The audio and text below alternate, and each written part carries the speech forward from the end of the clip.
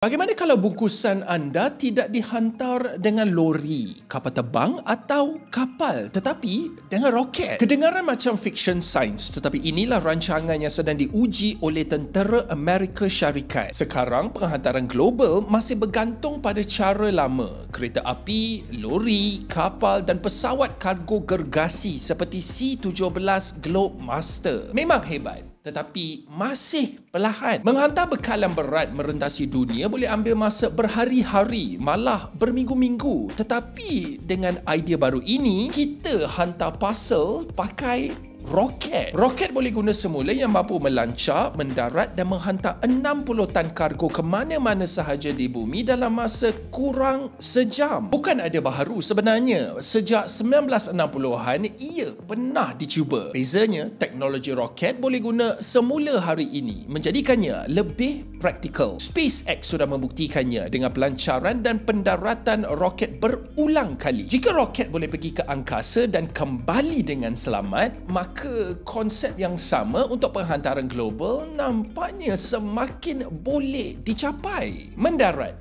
isi semula bahan api dan terus dilancarkan lagi. Tentera Amerika Syarikat sudah pun menguji program ini di sebuah atol terpencil. Cuba menukar sains roket menjadi logistik roket. Kalau berjaya, ia boleh mengubah cara peperangan, bantuan bencana, malah sistem penghantaran global. Bayangkan satu hari nanti, bukan lagi penghantaran esok tetapi penghantaran orbit segera.